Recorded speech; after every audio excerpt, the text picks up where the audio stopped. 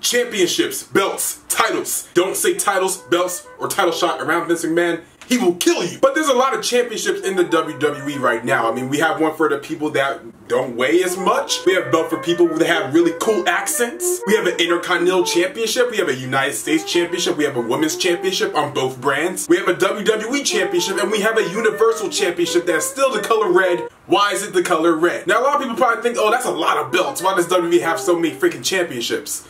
Yeah, it's a lot, including the developmental titles. But think about it. Every championship that they have, it makes sense for what it's for. Intercontinental US made for the mid-card. Women's titles made for each roster. Cruiserweight title made for the guys that don't want to put on weight, I guess. We had the world titles for each brand, and we had tag team titles for each brand. It all makes sense, right? Now, what if I told you at one point that WWE actually had a couple different sets of tag team titles in their company? Now, this really isn't a far idea of having tag team titles for your mid-card of your tag team division. In other promotions, they have different tag team titles as well. I mean, New Japan has their junior heavyweight tag team titles, as well as their regular heavyweight ones, and Ring of Honor has a 6-man division, as well as their regular tag team champions. But in the early days of the WWF and WWF and Capital Wrestling Corporation, there were some titles in that former NWA territory that you probably don't remember. So these are 5 WWE championships that you had no idea ever existed. Number 5, the International Tag Team Championships. Not to be confused with Intercontinental International. These tag team titles existed in WWF, 3 Ws, 20 years in 1969 and 1972. And once deactivated as a title in 1972, it actually would re-emerge in New Japan Pro Wrestling in 1985. The first WWF International Tag Team Champions were a tag team called the Rising Sun, and notable international tag team champions were actually Bruno Sammartino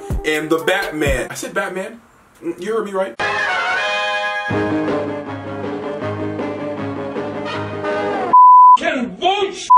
Bruno Sammartino is on this list a couple times, so it's really amazing to see exactly what this man really did in his career. It's remarkable. But once the tag team titles re-emerged in New Japan Pro Wrestling on May 24th, 1985, the team of Tatsumi Fujinami and Kengo Kamara were the International Tag Team Champions. Number 4, the Intercontinental Tag Team Championships. This was a partnership, or in YouTube terms, collaboration, between the WWF and UWF Japan. Speaking of UWF Japan, that company had some weird ups and downs. Like, even in the year 1984, yeah, before they even partnered with the WWF, the president of the company jumped ship to All Japan. It kind of shows how much faith he had. That's not good. These tag team titles did not last a full year in the WWF, only being given to the champions on January 7, 1991, and ending at a date that isn't documented, but it was during the time where WWF and UFW Japan ended their, partnership, collaboration. In YouTube words, it's like Smosh. They kind of just said, I'm done. Number 3, the United States Tag Team Championships. This is the last tag team titles, I promise. But yes, they had more tag team championships. Now, these tag team titles were active in the CWC, no, not the Cruiserweight Classic, but these titles were active in the Capital Wrestling Corporation between 1963 and 1967. Now, at the time, these titles were made by the NWA, because at the time, Capital Wrestling was a territory of the NWA. So technically, these are really the NWA United States Tag Team titles. Something really interesting about this title, though, if you look at it, yeah, you see the Capitol building and stuff. I mean, that's cool. I mean, the US title now has a big US flag on it. But also on the tag team title, actually has the year it was created in 1962. Now, what other championship has that? Just a little tidbit, seems really interesting. Notable tag team combinations that actually held these US tag titles were Buddy Rogers and Johnny Barron, Gorilla Monsoon and Bill Watts, and Bruno Sammartino and Ciros Iran. But Bruno Sammartino and Spiros, isn't that Pokemon? Only held the US tag team titles for 5 days. 5 days! That's more than like a 360 of what he did with that heavyweight title. Number 2, the World Martial Arts Heavyweight Championship. This title was created by the World Wrestling Federation in 1978, later to be acquired by New Japan Pro Wrestling, where Vince Sr. actually awarded Antonio Inoki, who's a New Japan mainstay, as the first ever champion. Then this title was actually made for shoot wrestling fights, which was, I guess, real fights in a wrestling ring.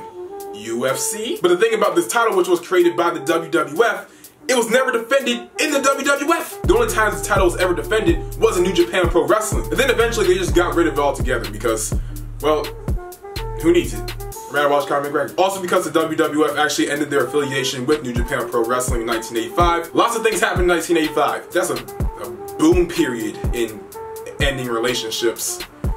It's like the tag team scene last year. And Antonio Inoki would make it a New Japan Pro Wrestling title, but it kind of just ended real quick. With him as champion also. Kind of brought the title over and kept it on himself. Good booking. That's why you were the only champion along with one other guy whose name I can't remember. And number 1, the North American Heavyweight Championship. Now this title in the WWF did last between 1979 and 1981. Everything is surrounding close to that 1985 year. Just stay away from that year of wrestling. Obviously, nothing good happened, unless something good happened. I wasn't born then, give me a break. Now this title is something you probably already know. Because the North American Heavyweight title was the predecessor, or considered to be the predecessor, of the now Intercontinental Championship held by Pat Patterson. It was kind of given to him after a tournament that no one ever saw. No one saw it, it was a night tournament. No one saw it, but it happened, you know? Good shot at a backstory, I guess. Also, the first ever North American Heavyweight Champion was actually a pre-million-dollar man. Kind of just looked like a normal, just guy that you see in like a Wyoming independent, you know, festival at like a county fair or something. Ted DiBiase. He doesn't look like anything. He just looks like just a normal guy that probably is like a concierge or something. But yeah guys, this video, if you really enjoyed, in the comments down below, did you know about any of these titles? Which one's the most shocking to you? The US Tag Team title, International Tag Team title, Intercontinental Tag Team title? Also the big question, do you think that the WWE is actually bringing back the territory system? Because I might be making a video about that, of if they should, and honestly, it kind of looks like they might be going in that direction, especially with Triple H being in charge, or slowly starting to get in charge. Just give them all the power. But thank you guys for watching this video. Hope you really enjoyed. Make sure you like, comment, share, always subscribe, and we outie.